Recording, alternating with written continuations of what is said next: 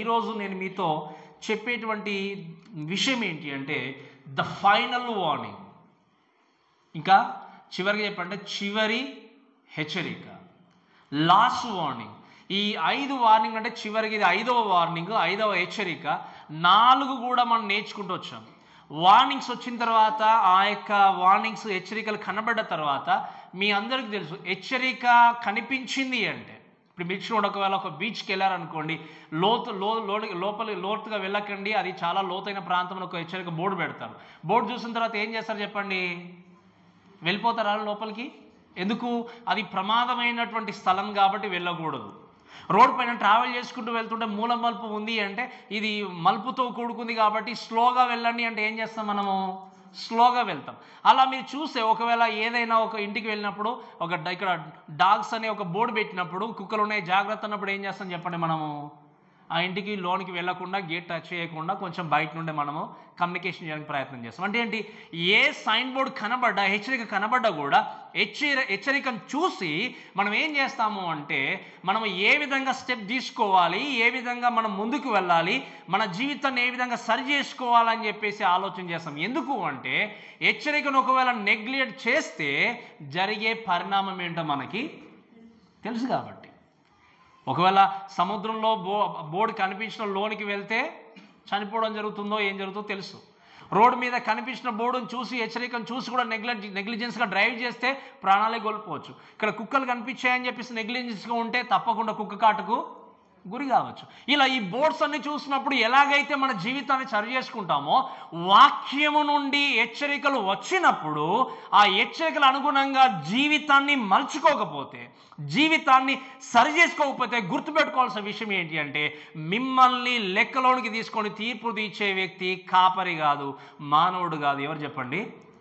దేవుడు. జీవము గల దేవుని చేతి నుండి తప్పించుకోవడం ఎవరి తరమో కాదు. అందుకే చివరిగా ఈ మాట మనం చూస్తాం, గాడ్ ఈజ్ కన్జ్యూమింగ్ ఫైర్ అంటాం. అంటే దేవుడు ఏంటంటే చెప్పండి? దహించు అగ్ని ఉన్నాడు. ఈ 4 హెచ్చరికలు చెప్పిన తర్వాత 5వ హెచ్చరిక ఏంటి అంటే మీ హెచ్చరికలు పాటించకపోతే, దాని నుండి మీరు దాన్ని బట్టి దిద్దుకోకపోతే మీ జీవితంలో మీరు గమనించండి, దహించు అగ్ని అయినటువంటి దేవుని చేతి నుండి మిమ్మల్ని ఎవరు కూడా తప్పించలేరు. So today the final warning ఏంటి చెప్పండి? చివరి హెచ్చరికను మనం దేవుని యొక్క వాక్యం నుండి నేర్చుకుంటూ ముందుకు వెళ్దాం. మీరు దయచేసి గమనించండి, వార్నింగ్స్ అన్నీ నేను మీకు చాలాసార్లు చెప్పాను. వార్నింగ్స్ కనిపించినప్పుడు హెచ్చరికలు ఉన్నాయంటే అవన్నీ మన క్షేమం కొరకు. అందుకే చెప్పండి, ఈ సైన్ బోర్డ్స్ అన్నీ రోడ్డు పైన కానీ అన్నీ కనిపిస్తున్నాయి అంటే ఎవరి గురించి చెప్పండి? ఎవరి బాగు కొరకు? అవి మన బాగు కొరకు. ఎవరి క్షేమం కొరకు? మన క్షేమం కొరకు. ఈ వాక్య భాగం నుండి కూడా హెచ్చరికలు వస్తున్నాయి అంటే నీ ఆత్మీయ జీవితాన్ని చక్కదిద్దుకోవడానికి, ఆత్మీయ జీవితాన్ని సరి చేసుకొని నీ జీవితాన్ని బాగు చేసుకుని దేవుని కొరకు బ్రతకడానికి. సో చివరి హెచ్చరిక చూద్దాం. దయచేయండి 25వ వచనంలో రాయబడిన మాట ఏంటంటే మీరు గమనిస్తే, మీకు బుద్ధి చెప్పుచున్న వానిని నిరాకరింపకుండానట్లు చూచుకొనుడి.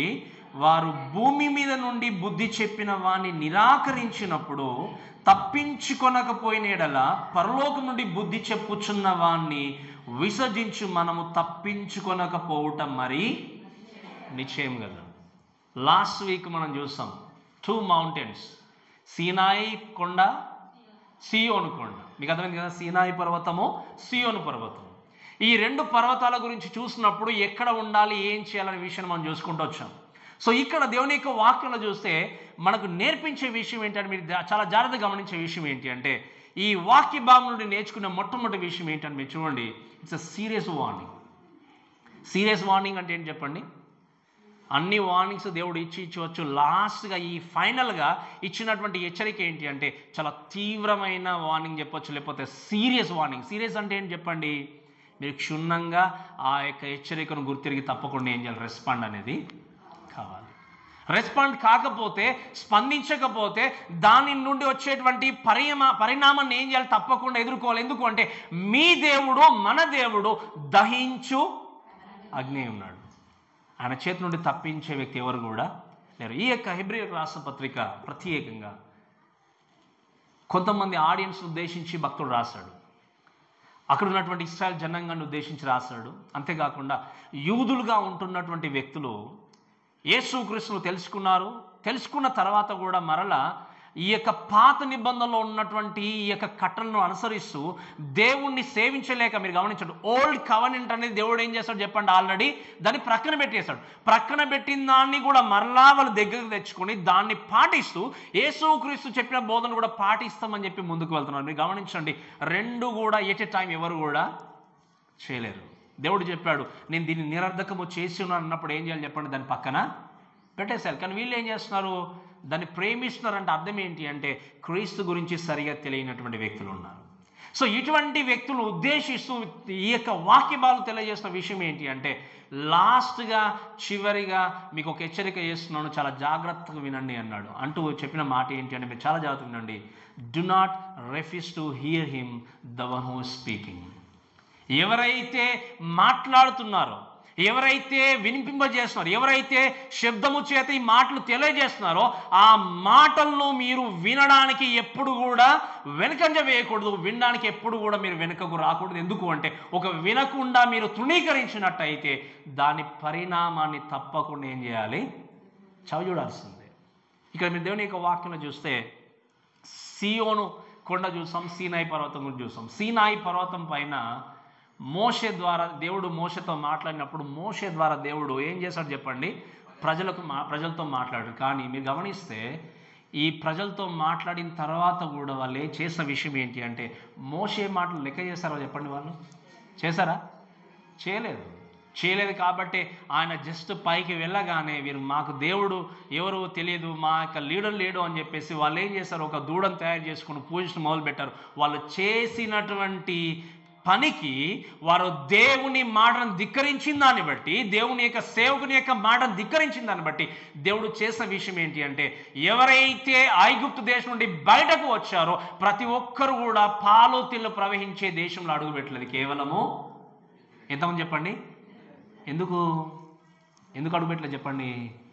ఎందుకంటే దేవుడు చేసిన హెచ్చరికను వాళ్ళు ఏం చేశారు, ధిక్కరించారు. ఆ మాటను తృణీకరించారు. ఓకే, మేము చక్కగా వచ్చాము కదా, 40 సంవత్సరాలు మా యొక్క బట్టలు కూడా చక్కగానే ఉన్నాయి, చెప్పులు కూడా బాగానే ఉన్నాయి, తినడానికి తిండి ఉంది, ఇంకా మాకెందుకు దేవుడు అనుకున్నారు. కానీ అది ప్రొవైడ్ చేసినటువంటి దేవుడు వాళ్ళు ఏం చేశారు, మర్చిపోయారు.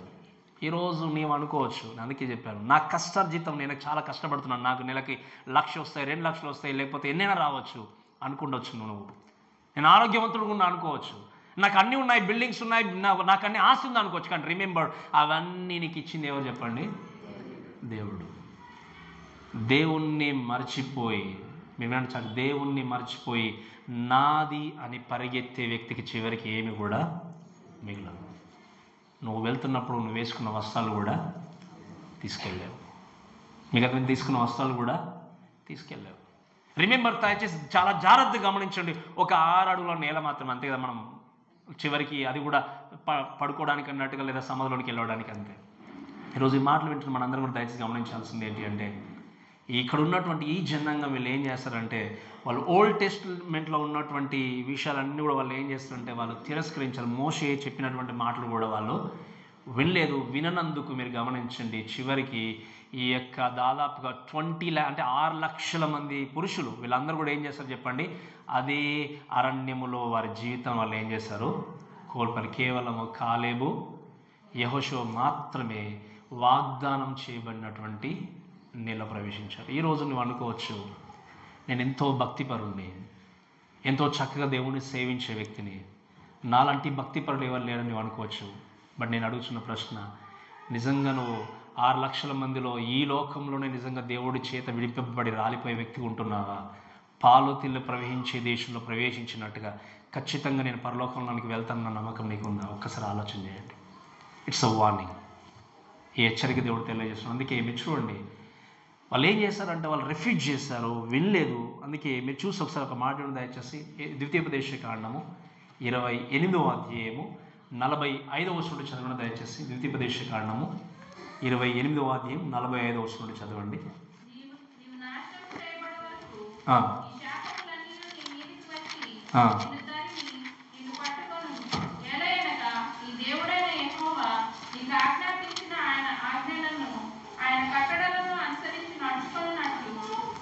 వినండి, నీవు ఆయన మాట వినలేదు, చదవండి ఇంకా, మరియు అవి చిరకాలం వరకు నీ మీదను నీ సంతానం మీదను సూచనగా విస్మయ కారణముగాను ఉండును. నీకు చదవండి, నీకు సర్వ సమృద్ధి కలిగిండియు నీవు సంతోషముతోనూ హృదయానందముతోనూ నీ దేవుడైన యెహోవాకు నీవు దాసుడవు కాలేదు కనుక ఆకలి దప్పులతోనూ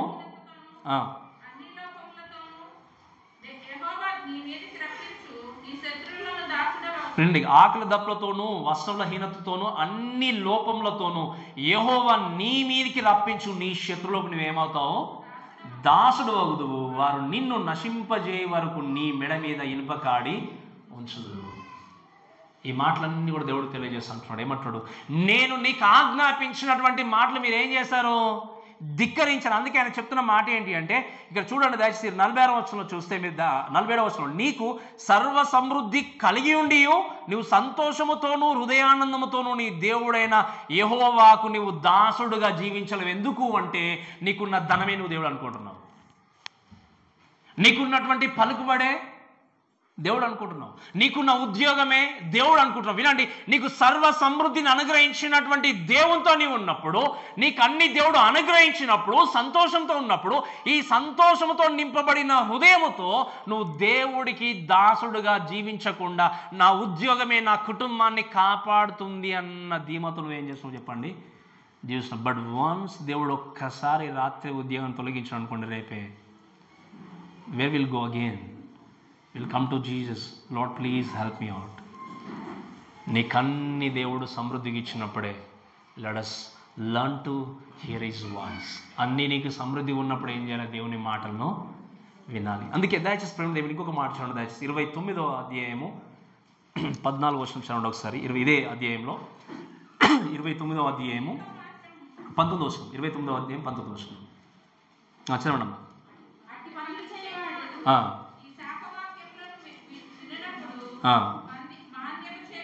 మద్యము చేత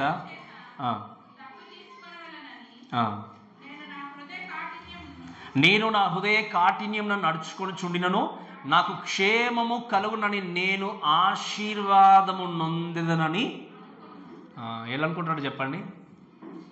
మీకు అందరికీ ఏమనుకుంటాడు ఆ వ్యక్తి? ఏమనుకుంటున్నాడు చెప్పండి? అట్టి పనులు చేస్తున్నా శాపకార్యములు వాక్యములు వినిపింపబడుతున్నాడు. ఏంటి? నువ్వు చేయకపోతే దేవుడిని శిక్షిస్తాడు అన్న మాట వినబడ్డ కూడా వాళ్ళు ఏమనుకుంటున్నాడు? ఇంకా నా హృదయ కాఠిన్యము నడుచుకొని చుండినను నాకు క్షేమము ఇంకా కూడా.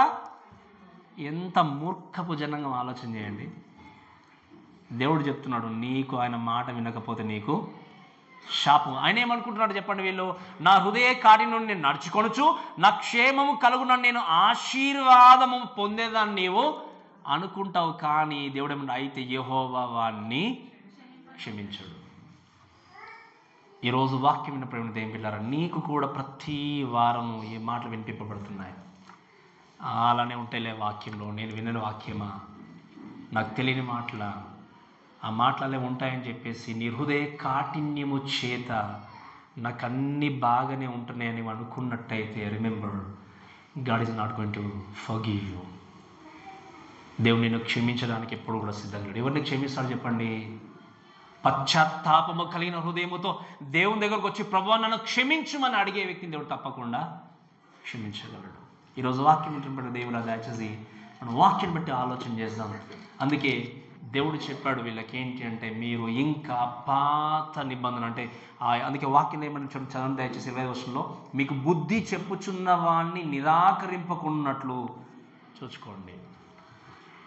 మీ వాక్యము చేత మీ కాపరు ఉన్నటువంటి వ్యక్తి మీకు బుద్ధి చెప్పినప్పుడు మీరు ఏంటి? ఓకే మాకు అవసరం లేదులేండి ఈ మాటలు అని మీరు నిరాకరిస్తే వినండి. ఆ రోజు మోషే మాటలు ధిక్కరించారు కాబట్టి ఏం జరిగింది చెప్పండి? ఎంతో ఆశ కొద్ది వెళ్ళారు. పాలు తెల్లు ప్రవహించే దేశం ఎంత బాగుంటుందో అని ఊహించారు, అంతే కదా? ఇప్పుడు మీరు పరలోకం వెళ్తారన్న ఆశకు తెరిచి చూస్తాం. పరలోకం వెళ్ళకపోతే మీరు మధ్యలో ఆగిపోతే, I mean to say if you God in decided to send you hell, ఏమవుతుంది చెప్పండి? ఆశ కలిగి ఉన్నారు కానీ ఆశతో ఉన్నట్టు విధంగా వాళ్ళు దేవుణ్ణి సేవించలేరు. దేవునికి దాసులుగా జీవించలే, దేవునికి లోబడలేదు, చివరికి వాళ్ళ ప్రాణాలు కోల్పోయారు. ఈరోజు ఈ మాటలు వింటున్న వ్యక్తులుగా మనం ఆలోచన చేయాల్సింది ఏంటంటే, చూడండి, బుద్ధి చెప్పిన వాడిని నిరాకరింపుకున్నారు. చూసుకోండి, మీరు వారు భూమి మీద నుండి బుద్ధి చెప్పిన వాడిని అంటే ఏంటి, భూమి మీద ఉండి మోసే బుద్ధి చెప్పినప్పుడు నిరాకరించినప్పుడు తప్పించుకోలేదు కదా వాళ్ళు, మీకు అర్థమైంది కదా, తప్పించుకోలేనప్పుడు పరలోకం నుండి బుద్ధి చెప్పుచున్న వాడిని విసర్జించు మనము తప్పించుకొనకపోవటం మరి. అందుకే దేవుడు ఏం చేశాడు, మీరు వినండి, సీనాయి పర్వతం నుండి మోషే ద్వారా మాట్లాడాడు, డైరెక్ట్ ఆయన కూడా మాట్లాడాడు దేవుడు. ఆ ధ్వని విని వీరు భయపడ్డారు కానీ మారమనసు పొందలే. వీళ్ళు పొందట్లేదు అని చెప్పి యేసుక్రీస్తు పరలోక రాజ్యాన్ని వదులుకొని ఈ లోకానికి వచ్చి మానవ రీతిగా మన మధ్యలో నివాసం చేసి ఈవెన్ ఆయన జీవించిన కాలంలో వాక్యాన్ని బోధించిన తన స్వకీయులు ఏం చేశారు చెప్పండి, తాను తిరస్కరించారు, అంగీకరించలేదు.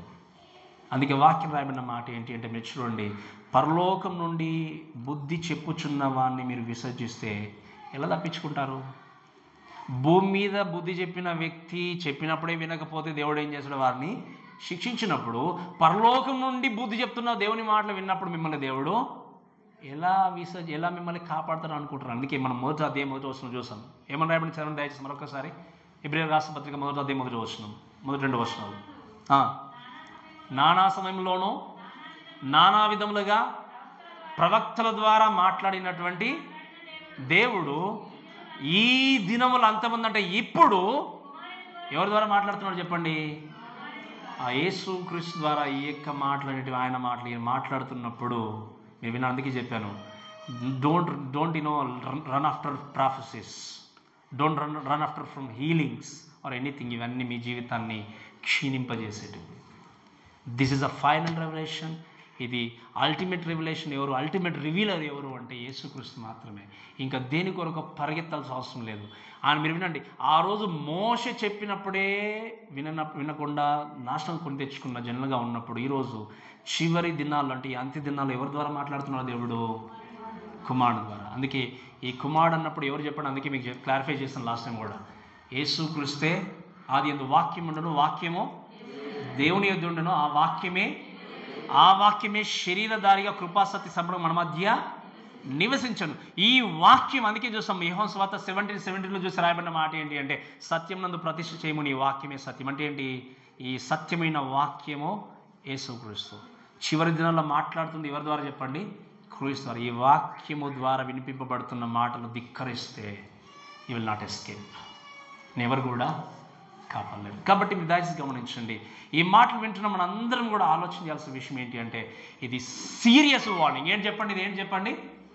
చివరి వార్నింగ్, చివరి లాస్ట్ హెచ్చరిక. కాబట్టి ఈ హెచ్చరికను విన్నప్పుడు ఇది తీవ్రమైన హెచ్చరికను గుర్తెరిగి దీన్ని నెగ్లిజెన్స్గా చూస్తే, నెగ్లెక్ట్ చేస్తే మీరు గమనించండి, మీ జీవితాన్ని కాపాడే వ్యక్తి ఎవరు కూడా లేరు.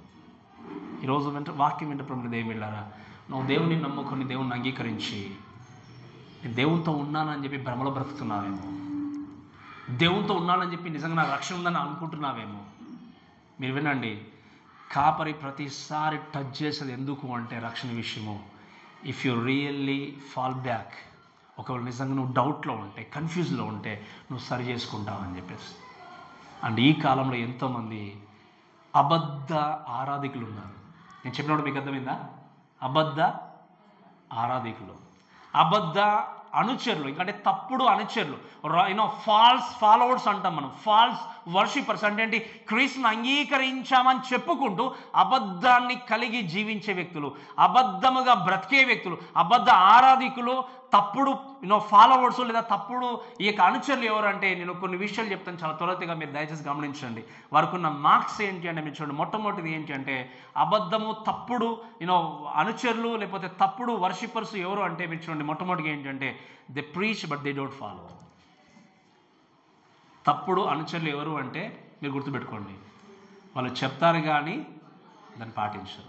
ఇక్కడికి వచ్చి ఎన్నన్నా చెప్పొచ్చు, ఇలా అబద్ధం ఆడకూడదండి, మోసం చేయకూడదు, దొంగతనం చేయకూడదు, ప్రేమను కలిగి ఉండాలి. బయటకు వెళ్ళామంటే వాళ్ళు నిజమైన ఫాలోవర్స్ కాదు. ఎవరికి? క్రీస్తుకు. ఇక్కడ టైంకి రండి అని చెప్తాం, టైంకి రావడం అబద్ధ ఫాలోవర్లే. ఎగ్జాంపుల్ చెప్పాం, మన సంఘంలో జరుగుతుంది కాబట్టి. మేబీ అబద్ధ విషయం కావచ్చు, మోసమే కావచ్చు, ఏదైనా కావచ్చు.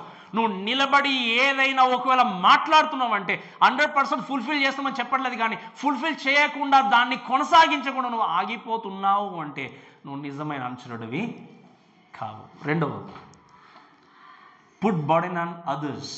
అంటే ఏంటి? ఎప్పుడు కూడా నిజంగా వర్క్ చేసే వాళ్ళు ఎప్పుడు కనబడరు ఫ్రంట్లో. సంఘం కోసమే కావచ్చు, వేరే దాని గురించి కావచ్చు. వాళ్ళు ఎప్పుడు ఒక వ్యక్తి మీద భారాన్ని మోపుతారు తప్ప ఒక్క చేయి పెట్టి ఒక పని చేయరు. కానీ నేనే చేస్తున్నట్టుగా చూపించుకునేవారు. వాళ్ళు అబద్ధ అనుచరులు. Number 3, they work always they deeds to be seen by others. అంటే ఏంటి? మీరు గమనించండి, వాళ్ళు చేసే ప్రతి పని కూడా ఎందుకోసం చేస్తారంటే ఇతరులు గుర్తించాలని. ఎవరు చెప్పండి? దేవుడు గుర్తించాలని కాదు. ఎవరు గుర్తించాలని? ఇతరులు గుర్తించాలి. అందుకే ఎవరికైనా మీరు చూస్తారు, కొన్ని చూస్తాం, ఎవరైనా క్రిస్మస్ వచ్చిన ఏదొచ్చినా ఒకరికి మనం ఏదైనా ఒక చిన్న గిఫ్ట్ ఇచ్చామంటే ఫోటో తీసుకోవాలి. ఎందుకు? మనం పెట్టుకోవాలి, స్టేటస్ పెట్టుకుంటే ఓకే పలానా వ్యక్తి మనం సహాయం చేస్తాం. చూస్తున్నాం కదా, కొంతమంది ప్రీచర్స్ కావచ్చు, సంఘ పెద్దలు కావచ్చు, సేవకులు కావచ్చు, ఏది జరిగినా కూడా ఏం చేయాలి చెప్పండి? సోషల్ మీడియాలో పెట్టేసుకోవాలి. ఎందుకు? నేను వీళ్ళకి ఇంత చేశాను, నేను ఇది జరిగించాను. They work always to seen by others. They wrong false followers. వాళ్ళు నిజమైన అనుచరులు కాదు. జరుగుతున్నాడు, వాళ్ళు నిజమైన అనుచరులు కాదు. 4వది, దే వాంట్ పబ్లిసిటీ. అంటే ఏంటి? ఆల్వేస్ ఏంది? వాళ్ళకు ఆనర్ కావాలి. ఇంకా ప్రతిసారి తీసుకొచ్చి శాల్వలు కప్పాలి, చప్పలు కొట్టాలి, పొగడాలి. అప్పుడు కూర్చొని పెడతారు మన పైన. ఎక్కడ? ఆకాశంలో కూర్చొని పెడతారు. అబ్బా పాస్టర్ ఎంత గొప్పవాడు, ఎంత మంచివాడు. చప్పలు కొట్టకపోతే కోల్పోయాం, జీవితం కుంగిపోయింది. ఎందుకు చప్పలు కొడతా కూడా అర్థం కాదు మనం కొన్నిసార్లు. ఆ వ్యక్తి చెప్పే ఏ మాట చెప్తున్నా మనకు తెలియదు, అర్థం కాకపోయినా చప్పలు కొట్టేస్తాం. ఎందుకు? మనం వాళ్ళ దృష్టిలో మనం గొప్పలు అనిపించుకోవాలి. ఎందుకు? నేను బాగా వాళ్ళ మెచ్చుకున్నాను అనుకోవాలి. నువ్వు ఎందుకు చేస్తున్నావు అని తెలియకపోతే నువ్వు బ్లైండ్ వ్యక్తివే. ఏ పని జరిగించినా దేనికోసం చప్పట్లు కొడుతున్నాము, దేనికోసం కనబడుతున్నాము అనేది ఇంపార్టెంట్. రాంగ్ ఫాల్స్ ఫాలోవర్స్ చేసేది ఏంటి అంటే they always seek honour publicly. దేవుడి మెప్పు కొరకుగా. దేని కొరకు చెప్పండి? నాకు ఇది చేయాలి, ఇది చేయాలి, ఇది చేయాలి. మనుషుల యొక్క మెప్పు కోసం ఆలోచన చేస్తున్నాను. Number 5, they shout the door of the gospel by religious priorities. వాళ్ళు ఏం చేస్తారు చెప్పండి? వాళ్ళు రిలీజియస్ ప్రయారిటీస్ అంటే ఏంటంటే మీరు గమనించండి, ఈ మతాభిమానాన్ని కలిగి ఉండి గాస్పల్ రీచ్ కాకుండా ఏం చేస్తారు చెప్పండి? అడ్డగిస్తారు.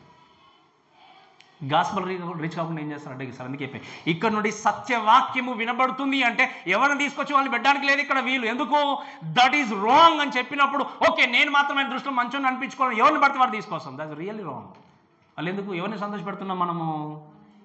మనుషుల్ని. ఆ వ్యక్తి ఎవరు చెప్పండి? తప్పుడు అనుచరులు. ఎవరి దృష్టిలో? దేవుని దృష్టిలో. దేవుని నిజంగా సేవించాలి. అందుకే వాక్యం గాస్పల్ రీచ్ కాదు. ఇంకా రిలీజియస్ యాక్టివిటీస్ నువ్వు ఎన్ని చేసినా, నువ్వు కానుకలు తీసుకొచ్చి ఇచ్చినా, గొప్ప పనులు జరిగించినా, నీ హృదయంలో నుండి నీవు ఒకవేళ సువార్త వినిపింపజేయడానికి అడ్డుబండ ఉన్నావు అంటే నువ్వు ఇచ్చేది ఏది కూడా దేవుడికి ప్రయోజనకరంగా ఉండదు. Number 6, they blind to reverence what is truly secret. అంటే ఏంటి? ఏది నిజంగా పరిశుద్ధమైందో దాని ఎడల గుడితనం కలిగి ఉండి వేరే విషయాల మీద ఆసక్తి చూపించి ప్రవర్తించే వ్యక్తులు వాళ్ళు wrong followers. Number 7, they mind little matters of godliness and neglects greater matters of godliness. అంటే ఏం చేస్తారు చెప్పండి? ఆత్మీయ జీవితానికి వచ్చినప్పుడు చిన్న చిన్న విషయాలు మాత్రమే పట్టించుకుంటూ పెద్ద పెద్ద ఎక్కువ ఎదగాలి, ఆత్మీయంగా ముందుకెళ్ళాలి, ఈ విషయాల మీద ఆసక్తి చూపించట్లేదు అంటే ప్రార్థన జీవితం మనకు అవసరం లేదు. ఎక్కువ సంఘంలో ఎక్కువసేపు మనం కూర్చోలేము.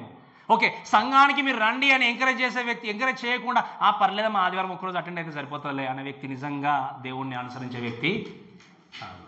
తను రాకపోయినా ఇంకొక వ్యక్తిని ఏం చేయాలి చెప్పండి? ఎంకరేజ్ చేయాలి. ఓకే నాకు వీలవట్లేదు, బట్ మీరు మాత్రం తప్పకుండా అక్కడ 10 మంది ఉంటారండి, 4 5 ఉంటారు, మనం పెద్ద ఏముంటుంది లేండి అదే చేస్తాం. ఇలా మాట్లాడి మిమ్మల్ని చెడగొట్టే వాళ్ళు నాకు తెలుసు. ఆ వ్యక్తులు ఎవరు చెప్పండి? తప్పుడు అనుచరులు. వాళ్ళు దేవుని నిజంగా సేవించే వాళ్ళు కాదు. Number 8, they outwardly appears righteous but inwardly unrighteous people. బయటకు మాత్రము నీతివంతులము, ప్రేమ చూపిస్తాము. ఎంత అంటే ఇక ఒక్కసారి మనం నటించాము అంటే నేను చెప్పాను చాలాసార్లు, ఏమని చెప్పండి, సినిమా హీరోలు హీరోయిన్స్ కూడా పనికి వాళ్ళు ఇంకా ఆ ఎమోషన్ పండించడంలో క్రైస్తవులు మించిన వాళ్ళు ఎవరు లేరు నాకు తెలిసి. అంతే కదా, క్రైస్తవులు మించిన వాళ్ళు ఎవరు లేరు. వాళ్ళు ఏడ్చే విషయంలో కావచ్చు, నటించే, కానీ బయటకు వెళ్తే హృదయం అంతా కల్మషం, హృదయం అంతా ద్వేషం, హృదయం అంతా క్రోధం. బయటకు మాత్రమే మేము మిమ్మల్ని ప్రేమిస్తున్నాము, ఇక్కడ మాత్రమే. వాళ్ళు నిజమైన అనుచరులు కాదు.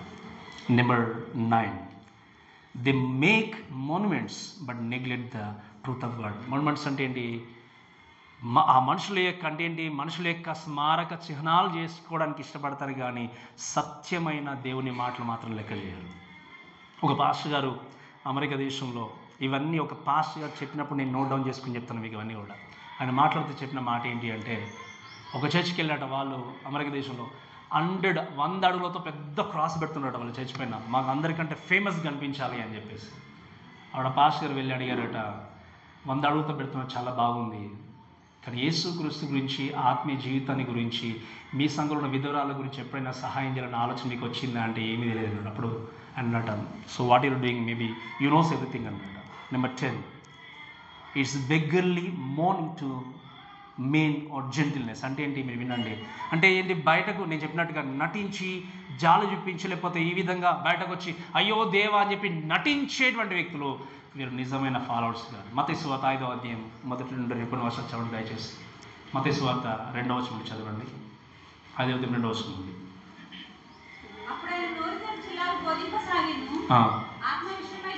ఆత్మ విషయమై దీనులైన వారు వీళ్ళు నిజమైన ఫాలోవర్స్. ఎవరు చెప్పండి? ఆత్మ విషయమై దీనులైన వారు ధన్యులు, పరలోక రాజ్యము వారిది.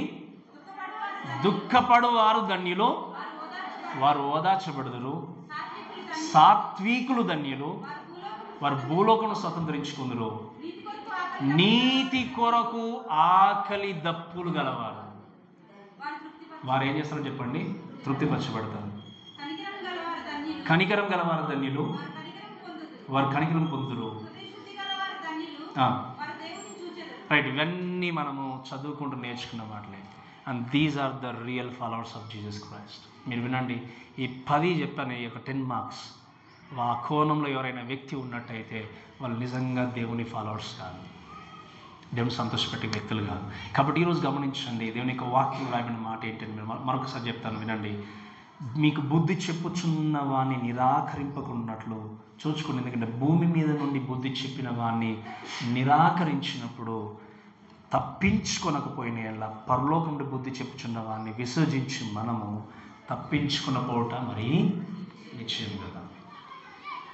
యేసుక్రీస్తు ప్రధాన యాజకుడు ఉండి మన పక్షాన నిలబడిన విజ్ఞాపన చేసిన అందరి కొరకు ఇప్పుడు ఆయన ఈ యేసుక్రీస్తు చెప్తున్నటువంటి మాటల్ని మనము ఒకవేళ నెగ్లిజెన్స్గా మీరు ఫాలో చేస్తే, నెగ్లిజెన్స్ చేసి ముందుకు వెళ్ళినట్టయితే మీ జీవితాలు ఎలా ఉన్నాయి ఒక్కసారి ఆలోచన చేయండి. మీరు వినండి, రియల్గా నువ్వు రక్షింపబడ్డావు, జెన్యూన్ రక్షింపబడ్డావు అంటే you can test your self. నీ జీవితాన్ని పరీక్షించుకోవాలి. ఒకవేళ కానీ ఇంకా రక్షింపలేదు, నాకు ఇంకా డౌట్ ఉంది, నిజంగా ఈ కోణంలో ఉన్నాను అనుకుంటే, and this is maybe final warning to you. ఇది చివరి వార్నింగ్, చివరి హెచ్చరిక. చివరి హెచ్చరిక కనుక ఈ చివరి హెచ్చరికను బట్టి దయచేసి మీ జీవితాన్ని పరీక్షించుకుంటూ మీ బ్రతుకును మార్చుకోవాల్సిన కోరుతున్నాను. ఎందుకు అంటే ఇది మాట్లాడుతుంది ఎవరు చెప్పండి? యేసుక్రీస్తు. ఇంకో రెండో మాట మనం చూద్దాం. ఇది నాట్ ఓన్లీ సీరియస్ వార్నింగ్. 26 నుండి మనము 28 వరకు చూస్తే ఈ సీరియస్ వార్నింగ్ చెప్పబడిన తర్వాత, ఈ సీరియస్ వార్నింగ్ ఆయన బోధించిన తర్వాత మరి ఏం చేయాలి అన్నప్పుడు సెకండ్ థింగ్ చూస్తే the అర్జెన్స్ respond to the warning. అంటే ఏం చేయాలి? వెంటనే అత్యవసరంగా ఈ యొక్క హెచ్చరికను బట్టి మనం ఏం చేయాలి? స్పందించాలి. సీరియస్గా ఉంది అంటే ఏం చేస్తాం చెప్పండి? ఒక వ్యక్తికి సీరియస్గా ఉందనుకోండి ఆరోగ్య విషయంలో, ఏం చేస్తాం మనము? పర్లేలే మెల్లగా వెళ్దాంలే, స్లోగా హాస్పిటల్కి అని చెప్పి ఆలోచన చేస్తామా? అత్యవసర వాహనం అని చెప్పి మనం ఏం చేస్తాం? ఫోన్ చేస్తాం, లేకపోతే మన దగ్గర ఉన్న వెహికల్తో మనం ఏం చేస్తాము? త్వరగా తీసుకెళ్తాం. ఈ సీరియస్ వార్నింగ్ అనేది వినిపింపబడినప్పుడు ఒకవేళ నీవు ఇంకా ఈ బ్రతుకును నీ జీవితాన్ని సరిగా నిలబెట్టుకోకపోతే అర్జెన్సీగా అత్యవసరంగా నువ్వేం చేయాలి చెప్పండి? స్పందించాలి. వాకి చదవండి దయచేసి 26వ వచనం చూస్తే, అప్పుడు ఆయన శబ్దము భూమిని చెల్లింపజేసను కానీ ఇప్పుడు నేను ఇంకొకసారి భూమిని మాత్రమే గాక ఆకాశమును కూడా కంపింపజేతును అని మాట ఇచ్చున్నాడు. ఇంకొకసారి అని మాట చలింప చేయబడనివి నిలకడగా ఉండు నిమిత్తము అవి సృష్టింపబడినట్టు చలింపజేయబడినవి బొత్తిగా తీసివేయబడినని అర్థం ఇచ్చిన దేవుని యొక్క వాక్యం చూస్తుంటున్నాం. ఒకసారి హగ్గై గ్రంథము దయచేసి 2వ అధ్యాయము 6వ వచనం చదవండి. Book of Haggai chapter 2:6. Haggai 2వ అధ్యాయం 6వ వచనం. ఇక కొంతకాలము ఇంకొక మారు ఆకాశమును భూమిని సముద్రమును నేలను నేను కంపింపజేయుదును. ఏముంది వాక్యంలో? ఇది వరకు సీనాయి పర్వతం నుండి దేవుడు ఏం చేశాడు? భూమిని కంపింపజేశాడు. అంటే తన యొక్క ధ్వని ద్వారా ఏం చేశాడు? భూమిని అంతా కంపింపజేశాడు. కానీ ఆయన ఏమన్నాడు? నేను ఇంకొకసారి భూమిని మాత్రమే కాకుండా ఆకాశంను కూడా ఏం చేస్తాను? నేను కంపింపజేస్తాను. So God will shake the earth and heaven. ఆయన ఏం చెప్తున్నాడు చెప్పండి? భూమిని ఆకాశాన్ని ఒక దిన కంపింపజేయడానికి లోకానికి ఆయన రాబోతున్నాడు. ఈ మాటలు వింటున్నప్పుడు దేవుని దయచేసి వినండి. ఒకవేళ ఇప్పుడు ఈ క్షణంలో మరొక్కసారి అడుగుతున్నాను, చాలా జరుగుతుందండి. ఇశ్రాయేల్ జనాంగము మేము పాలోతిలో ప్రవహించే దేశంలోనికి వెళ్తాము అన్నటువంటి కాన్ఫిడెంట్ని వాళ్ళు కలిగి ఉన్నారు. కానీ వెళ్ళకుండా ఎందుకు మరణించారు చెప్పండి? ఎందుకు మరణించారు? వాళ్ళు దేవుని మాటను ధిక్కరించారు, దేవుని మాటకు లోబడలేదు. ఈరోజు మీరు ఎంతమంది ధైర్యంగా చెప్పగలరు? నేను ఖచ్చితంగా పరలోకం వెళ్తాను పాస్టర్ అని చెప్పి ఎంతమంది కష్టంగా చెప్పగలరు? ఆ ధైర్యంతో పాటు విశ్వాసం లేకపోతే నీ అవిశ్వాసం నేను వెనుకల్లో ఆగుతుందేమో. ఒకవేళ జెన్యున్గా నువ్వు రక్షింపబడకపోతే పరలోక రాజ్యం అనేది నీకు బహుమానంగా ఎప్పటికి కూడా అనుగ్రహింపబడదు. నువ్వు జెన్యున్గా రక్షింపబడితేనే అది నీ జీవితానికి తప్పకుండా బహుమానంగా దేవుడు ఇస్తాడు. ఈరోజు ఈ మాటలు వింటున్న మన అందరూ కూడా దయచేసి గమనించాల్సింది ఏంటి అంటే, these warnings or fear to unsaved once. అంటే ఏంటి? నిజంగా ఇంకా రక్షింపబడని వ్యక్తికి ఎప్పుడు భయంకరంగానే ఉంటాయి ఇక వార్నింగ్స్ అన్నీ. ఒక రక్షింపబడిన వ్యక్తికి ఏంటి అంటే ఇట్స్ ఎ కంఫర్ట్. ప్రభా వార్నింగ్స్ ఎన్ని వచ్చినా, హెచ్చరికలు ఎన్ని వచ్చినా, నా జీవితంలో ప్రభా మీరు నన్ను రక్షించుకున్నందుకు వందనంలో, నా జీవితాన్ని నడిపిస్తున్నందుకు వందనంలో. అందుకే నేను మీకు చాలాసార్లు చెప్పాను, ఏదైనా ఒక రూల్స్ కానీ ఏదైనా ఒక అక్కడ రూల్స్ అండ్ రెగ్యులేషన్స్ ఉన్నాయంటే బ్రేక్ చేసే వ్యక్తికే కష్టము, బ్రేక్ చేయని వ్యక్తికి ఏ నష్టం లేదు. ఈ వార్నింగ్స్ విన్న తర్వాత మీరు వినండి, ఒకవేళ ఇంకా కూడా రక్షింపబడినటువంటి స్థితిలో ఉంటే ఖచ్చితంగా భయపడి నీ జీవితాన్ని నువ్వు సరిదిద్దుకోవాలి. ఒక రక్షింపబడిన స్థితిలో ఉంటే ప్రభా ఈ మాటలను బట్టి నా జీవితానికి మీరు ఏం చేయండి? కంఫర్ట్ ఇస్తూ ముందుకు నడిపించిన. ఎందుకు అంటే you are going to come one day again to receive me. దేవుడు ఒకరోజు ఈ లోకానికి రాబోతున్నాడు. అందుకే కదా ధైర్యంగా మనం నిలబడేది లోకంలో. అందుకే కదా ఎంతోమంది సేవకులు, ఎంతోమంది మిషనరీస్ వారి ప్రాణాలను సైతం లెక్క చేయకుండా ఎందుకు ఇచ్చారు చెప్పండి వారి ప్రాణాలని?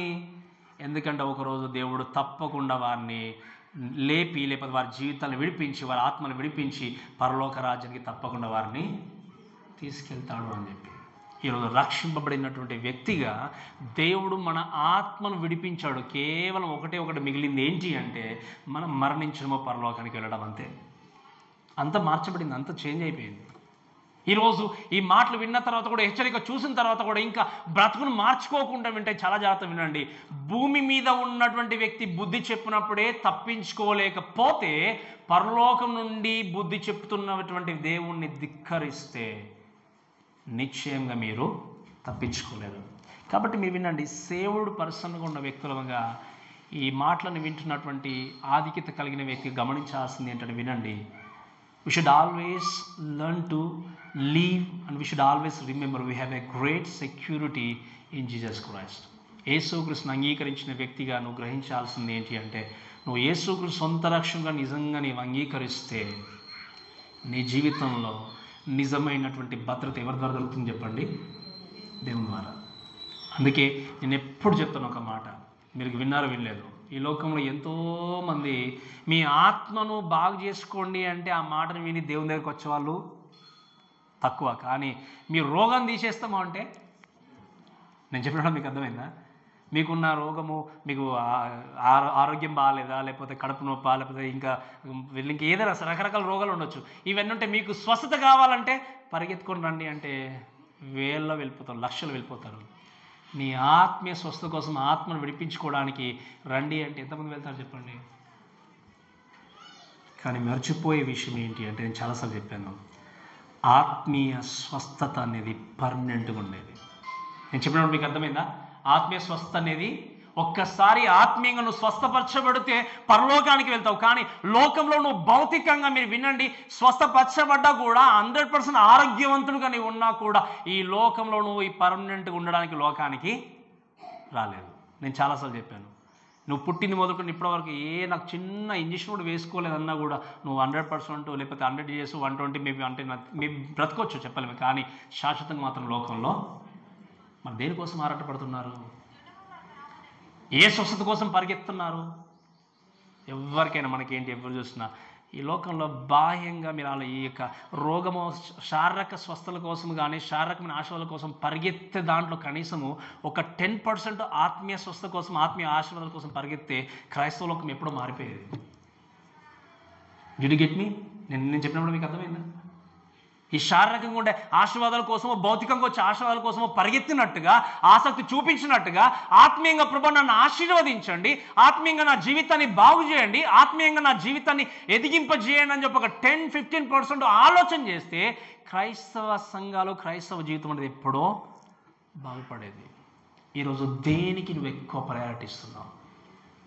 దేని కొరకు ఎక్కువ ప్రాధాన్యత ఇస్తున్నావు? అందుకే నేను ఎప్పుడు నమ్ముతాను బలంగా ఒక మాట, నా ఆత్మీయ జీవితాన్ని, ఆత్మీయ స్వస్థత నాకు ఇచ్చినటువంటి దేవుడికి నా శారీరక స్వస్థతను, రోగాన్ని బాగు చేయడం పెద్ద కష్టమేమీ కాదు.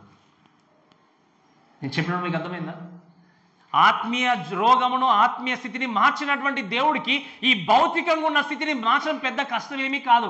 ఈరోజు నీవు ఒకవేళ మరణించినా, నీ ప్రియులు మరణించినా, వినండి, ఆ యొక్క మట్టిలో కలిసిపోయినటువంటి బోన్స్ను, దేహాన్ని యేసుక్రీస్తు మధ్యాకాశానికి వచ్చినప్పుడు ఆయన దగ్గరికి వెళ్ళినటువంటి ఆత్మ, మట్టిలో కలిసిపోయినటువంటి దేహము రెండు కూడా ఏకమై మహిమ శరీరంగా మధ్యాకాశంలోనికి వెళ్తున్నదన్నటువంటి నిరీక్షణతో కూడినటువంటి వాక్యాన్ని మనం తెస్సలోనిక పత్రికలో చూస్తాం. ఇంతకంటే గొప్ప ఆశీర్వాదం ఏం కావాలి చెప్పండి మనకి? ఇంతకంటే గొప్ప ధన్యత ఏం కావాలి చెప్పండి? నువ్వు మరణించిన తర్వాత నీ యొక్క దేహం అంతా కృషించి కులిపోయినా కూడా ఆ యొక్క మట్టి నుండి సైతము నిన్ను మరలా పైకి లేపి ఆత్మతో నిన్ను ఏకం చేసి మహిమ శరీరంగా దేవుడు తన వద్దకు పిలిపించుకునేటువంటి క్రీస్తు లోకానికి రాబోతున్నాడు. ఈరోజు ఈ మాటలు వింటున్న ప్రేమ దేవుని బిడ్డలారా, మనకి ఇంకా సమయం ఉంది అనుకోవచ్చు. మనకు సమయం లేదు, మనకు సమయం లేదు. ఉంటుందని అనుకుంటున్నాం చాలాసార్లు. లోకంలో ఎన్నో సంఘటనలు జరుగుతున్నాయి. మనకి దేవుని మాట ధిక్కరించినటువంటి వ్యక్తిని ఏ విధంగా దేవుడు తీసుకెళ్తాడని చెప్పి. కాబట్టి ఈ మాటలు వింటున్న వ్యక్తిగా ఇప్పుడైనా పశ్చాత్తాపము కలిగి మన జీవితంలో ఈ వాక్యానికి ప్రాధాన్యత ఇచ్చే వ్యక్తులు ఉండాలి. అందుకే మీరు చూడండి, the Kingdom it cannot be షేకెన్ అని చూస్తున్నాం. మీరు చూస్తే ఏమన్నా రాయమని చెప్పండి, మనకు తీసి చదవడానికి టైం లేదు. కానీ మీరు తర్వాత వెళ్ళి ఐజయా, యోషేయ గ్రంథం 33వ అధ్యాయం చదువుకోండి, మీకు అంతా కూడా అర్థమవుతుంది. ఇక్కడ రాయబడిన మాట ఏంటి అంటే, చెలింపబడని ఆ యొక్క రాజ్యము, నిశ్చలమైన రాజ్యాన్ని మనం పొందుకోవడానికి సిద్ధంగా ఉన్నాం. ఈ లోకమంతా ఏమవుతుందో చెప్పండి? కదిలింపబడుతుంది ఒకరోజు. ఈ లోకమంతా దేవుడు, మీరు వినండి, ఇదంతా నశించిపోయేది. కానీ నశించకుండా నిశ్చలంగా ఉండేటువంటి పరలోక రాజ్యంలోనికి ఒకరోజు మనందరం కూడా వెళ్ళడానికి సిద్ధంగా ఉన్నాం. కాబట్టి ఈరోజు ఈ మాటను వెంటనే చివరికి ఇంకో మాట నేను జ్ఞాపకం చేసి ముగిస్తాను. చూడండి, కేవలము ఈ యొక్క వార్నింగ్ విన్న తర్వాత మీరు అత్యవసరంగా స్పందించి మీ జీవితాన్ని చెక్ చేసుకోకపోతే దేవుడు ఆయన తీర్పు నుండి తప్పింపబడలేమన్న విషయం చాలా జాగ్రత్తగా గుర్తుపెట్టుకోవాలి. అంతేకాకుండా చూడండి, దయచేసి ఇంకొక మాట చదువుతాను చూడండి. మనం ఈ యొక్క 28వ వచనం నుండి 29 వరకు చూస్తే, అందువలన మనము నిశ్చలమైన రాజ్యమును పొంది దైవ కృప కలిగి ఏం చేయాలి చెప్పండి? ఉందుము. ఆ కృప కలిగి వినయ భయభక్తులతో దేవునికి ప్రీతికరమైన సేవ చేయుదుము. ఏలైనగా మన దేవుడు, వినండి, ఇవన్నీ విన్న తర్వాత ఎటువంటి సేవ చేయాలి? ఏమిటి వాక్యం చెప్పండి? ఎటువంటి వినయ భయభక్తులతో దేవునికి ప్రీతికరం అంటే ఏంటి? ఎవరికి ఇష్టమైంది? ఇంకా కూడా నేను చేయను అని అనుకుంటే కిందనే దేవుడు పెట్టాడు ఒక మాట, దేవుడు దహించొద్దు అన్నాడు. అందుకే ఈరోజు ఈ మాటలు వింటున్న వ్యక్తులుగా మనం you should always worshipfully respond to the warning. అంటే ఏంటి? ఆరాధన కలిగినటువంటి హృదయముతో ఈ వార్నింగ్ను తెలుసుకున్న వ్యక్తులుగా మనము స్పందించి దేవుని సన్నిధికి వచ్చి మనం ఏం చేయాలి అంటే దేవుణ్ణి ఆరాధించాలి. మీరు వినండి, ఈ యొక్క హెచ్చరిక తెలియజేయబడింది. హెచ్చరికతో పాటు నిరీక్షణ కూడా ఉంది అనే విషయం మనం నేర్చుకున్నాం. చివరిగా ఈ నిరీక్షణ కలిగిన వ్యక్తులుగా హృదయపూర్వకంగా మనం ఏం చేయాలంటే దేవుణ్ణి ఆరాధించాలి. Worship is all about full of gratitude. ఎవరు చెప్పండి, ఎవరిని మనం రెవరెన్స్ ఇస్తూ పూజించాలి, ఆరాధించాలి? దేవుణ్ణి. అందుకే నేను మీకు చెప్పాను, ఒక లోకంలో ఒక వ్యక్తి చిన్న సహాయం చేస్తేనే 10 సార్లు వంగి నమస్కారాలు చేస్తాం. చేయకూడదు నేను చెప్పట్లేదు. వారు ఏది చెప్పినప్పుడు దానికి వినండి. వారి ఒకవేళ మీకు ఒక ధన సహాయమో ఏదైనా సహాయం చేశారంటే వాళ్ళు తప్పు చేసినా కూడా కరెక్టేనండి అంటాం. ఎందుకు? మీకు సహాయం చేశారు అని చెప్పి. మీకు అర్థమవుతుంది కదా? ఒక వ్యక్తి సహాయం చేస్తేనే అంత కృతజ్ఞత భావం కలిగి జీవించినప్పుడు నీ ఆత్మని విడిపించి నరకానికి వెళ్లకుండా దేవుని ఉగ్రతకు నీ ఆత్మ లోను కాకుండా పరలోకానికి తీసుకెళ్తున్న దేవునికి ఎంత కృతజ్ఞత భావంతో జీవించాలి చెప్పండి. నేను చెప్పడం మీకు అర్థమైందా? ఒక వ్యక్తి మనకు సహాయం చేస్తేనే జీవితాంతం 3 సార్లు గుర్తుపెట్టుకుంటాం. మన నీ జీవితాన్నే మార్చేసి నిన్ను పరలోకానికి తీసుకెళ్తూ నీకు చెప్పాలి అంటే ఆ యొక్క నిశ్చలమైనటువంటి రాజ్యంలోనికి కుమారులుగా కుమార్తెలుగా స్వీకరిస్తున్న దేవుని కొరకు ఎంత కృతజ్ఞత భావాన్ని కలిగి జీవిస్తున్నాం. Check yourself. ఈరోజు ఇంకా మన ఫస్ట్ మంత్లోనే ఉన్నాం, 2025లో. ఈ రోజు నుండి కౌంట్ చేసుకుంటూ ఒక్కసారి ఆలోచన చేయండి, ఎంత కృతజ్ఞత భావముతో నువ్వు దేవుని కొరకు జీవిస్తున్నావు. అందుకే నేను చాలాసార్లు చెప్పాను, నువ్వు దేవుని యొక్క మందిరం విషయంలో కావచ్చు, ప్రార్థన విషయంలో కావచ్చు, ఆత్మీయ జీవితంలో కావచ్చు, నీకంటే ఒక వ్యక్తి ఆత్మీయంగా ఉన్న వ్యక్తి నువ్వు గోల్గా తీసుకోండి. ఆయనతో ఒక కాంపిటేటివ్గా మీరు ముందుకెళ్ళండి. నీ దేవుని నువ్వు తీసుకోండి. అంతేగాని నేను ఈయనకంటే కొంచెం బెటర్లే ఆత్మీయంగా, వీరికంటే కొంచెం ముందుగా నస్తానులే నేను బెటర్గా, వీరికంటే కొంచెం బాగానే ప్రార్థన చేస్తాను అనుకుంటే నువ్వు అక్కడ అయిపోతావు. ఈరోజు నీ ఆత్మీయ జీవితాన్ని నువ్వు పోల్చుకున్నప్పుడు వినండి చాలా జాగ్రత్తగా. నేను బెటర్లే ఈ వ్యక్తికి అనుకో, నువ్వు ప్రార్థనతో పోల్చుకుంటే, ప్రార్థన జీవితమే కావచ్చు, ఆత్మీయ జీవితమే కావచ్చు, లేదా ఏదైనా కావచ్చు, రిమెంబర్, వాళ్ళు నీతో పాటు నడిచినా కూడా నరకానికి వెళ్లకుండా నేను తప్పించజాలరు. వాళ్ళు నువ్వు నరకానికి వెళ్తుంటే చేయబట్టి పరలోక రాజ్యానికి తీసుకెళ్ళడానికి వారికి అధికారం లేదు. ఎందుకంటే ఆ వ్యక్తినే ఇంకొక వ్యక్తి ఏం చేయాలి? రక్షించాలి. ఆయన ఎవరు? యేసుక్రీస్తు. ఈరోజు నువ్వు ఎవరి మీద ఆధారపడి లోకంలో పరిగెత్తున్నావేమో, ఎవరి మీద ఆధారపడి నీ జీవితాన్ని నిర్మించుకుంటున్నావేమో, ఎవరి మీద ఆధారపడి నీ ఆత్మీయ జీవితాన్ని నిర్మించుకున్నావు. వినండి, ఎవరు కూడా శాశ్వతంగా నీవన్నీ కట్టుకున్న నీ భార్య కూడా నీతో రాలేదు, నీ భర్త కూడా నీతో రాలేడు, నీ పిల్లలు కూడా నీతో రాలేదు. చివరిగా లోకంలోనికి ఒంటరిగానే వచ్చాము. ఒంటరిగానే. నేను చెప్పాను చాలాసార్లు, మనం బ్రతుకున్నప్పుడే బంధాలు, బాంధవ్యాలు, చనిపోయిన తర్వాత నో రిలేషన్షిప్స్. మనకుండేది ఒకే ఒక్క బంధం. ఎవరిది చెప్పండి? అది దేవునితో ఉండే బంధం. మరి ఎంత స్ట్రాంగ్గా మీరు బిల్డ్ చేసుకుంటారో ఒక్కసారి ఆలోచన చేయండి. మీరు అనుకోవచ్చు మనం వింటూనే ఉంటాం, కానీ నేను చెప్తున్న మరలా మనకు సమయం లేదు. మనది అనుకుంటాం. రేపటి గురించి అతిశయపడకు, రేపేమి సంభవించడో నీకు తెలియదు. ఈరోజు ఈ మాటలన్నీ వింటున్న వ్యక్తిగా మనం చేయాల్సింది ఏంటంటే ఫుల్ ఆఫ్ గ్రాటిట్యూడ్తో మనం దేవుణ్ణి ఏం చేయాలి? సర్వ్ చేయాలి. అందుకే వాక్యం రాయబడిన దైవ కృప కలిగి ఉందము, ఆ కృప కలిగి వినయ భయభక్తులతో దేవుణ్ణి ఏం చేయాలి?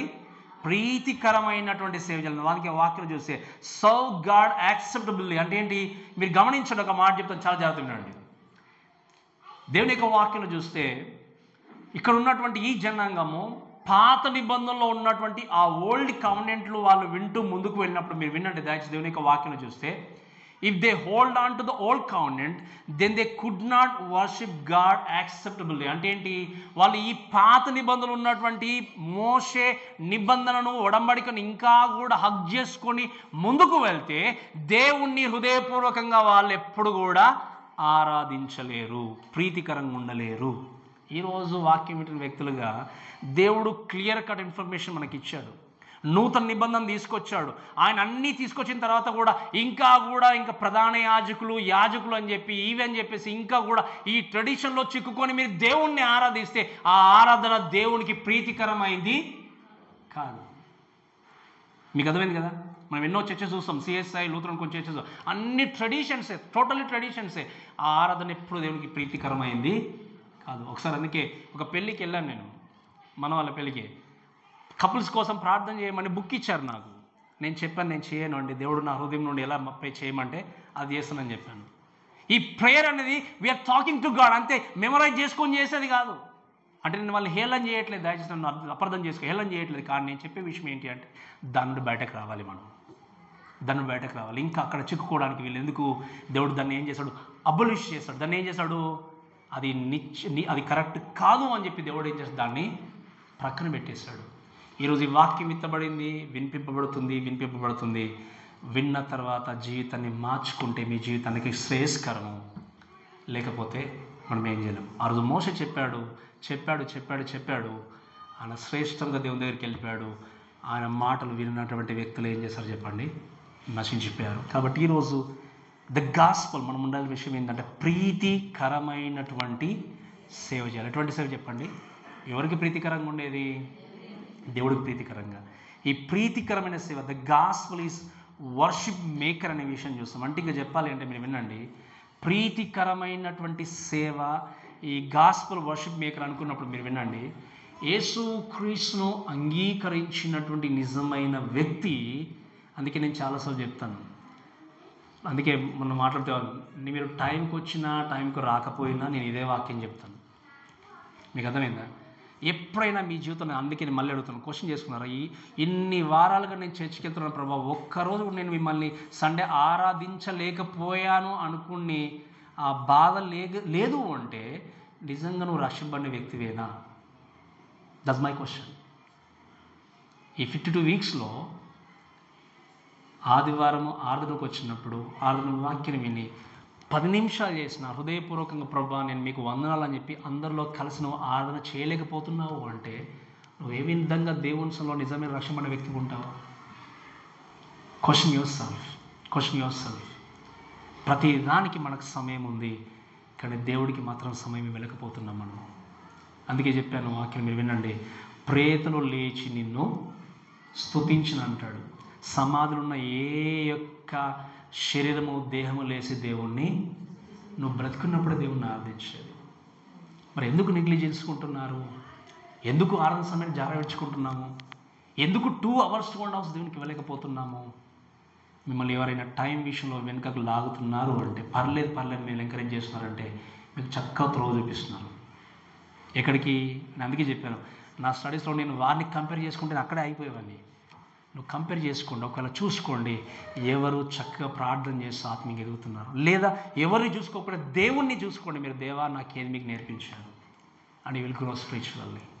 అందుకే మీరు గమనించండి, ఇవి పాటించకుండా దేవుని సేవలో నమ్మకంగా వెళ్ళకుండా ఈ కృపను కలిగి భక్తులతో దేవునికి ప్రీతికరమైన సేవ చేయకుండా ఒకవేళ వెనుకంజ వెళ్ళిపోతే వాక్యం రాయబడిన చివరి మాట ఏంటి? ఏలైనగా మన దేవుడు దహించు అగ్నియుడు, కన్జ్యూమింగ్ ఫైర్. ఆయన తీర్పు నుండి ఎవరు కూడా తప్పించుకోలేరు. ఈరోజు ఈ మాటలు మీకు సంతోషం ఇవ్వచ్చు, ఈ మాటలు మీకు డిస్కరేజ్మెంట్ ఇవ్వచ్చు, బాధ పెట్టవచ్చు, కానీ నేను కాదు మీకు తీర్పు తెచ్చే వ్యక్తిని. నాకు ఎవరైతే తీర్పు తెచ్చబోతున్నాడో ఆ వ్యక్తి మీకు కూడా తీర్పు తెచ్చబోతున్నాడు. కానీ ఒక సేవకుడిగా, ఒక కాపరిగా దేవుడు ఏర్పాటు చేసిన ఈ యొక్క మాటలు తెలియజేసేటువంటి భాగ్యం దేవుడు నాకు ఇచ్చాడు. ఈ మాటలు విని జీవితాలు సరి చేసుకోకపోతే ఒకరోజు బాధపడేది మీరే. కాబట్టి ఈ మాటలు వింటున్న మనందరం కూడా ద ఫైనల్ వార్నింగ్, చివరి హెచ్చరిక. ఈ చివరి హెచ్చరికను చూసి చివరిగా వాక్యం చెప్పినట్టుగా వినయ భయభక్తులతో దేవునికి ఎటువంటి సేవ చెప్పండి? ప్రీతికరమైన సేవ చేసి ముందుకు వెళ్దాం. ఎందుకంటే hour God is consuming fire. ఆయన జీవము గల దేవుడు మాత్రమే కాదు, దహించేది. అందుకే ఒక మాట చదవండి అమ్మ, చివరికి నేను ముగిస్తాను. ఇంకా చివరికి ఒక మాట చదవండి, యెషయా గ్రంథం 33వ అధ్యాయము 14-15 వచనాలు. యెషయా గ్రంథం 33వ అధ్యాయము 14-15 వచనాలు.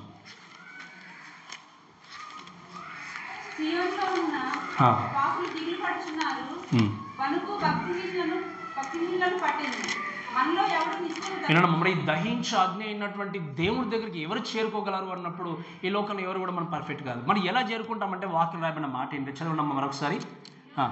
సియోన్లో, ఇక్కడ చూడండి, సియోన్లో పాపులు దిగులు పడుచున్నారు, వణుకు భక్తిహీనులను ఏం చేసింది? పట్టింది. ఎందుకు అంటే దేవుడు దహించి అగ్నివై ఉన్నాడు, అంతే, ఇంకేముంది? మనలో ఎవడు నిత్యము దహించు అగ్నితో నివసింపగలడు? మనలో ఎవడు నిత్యము కాల్చుచున్న వాటితో నివసించును. ఎవరు నివసిస్తాడా? చదవండి ఇప్పుడు దయచేసి 15వ వచనము. నీతిని అనుసరించి నడుచుచు యథార్థముగా, ఎవరట చెప్పండి, ఎవరు నివసిస్తారట?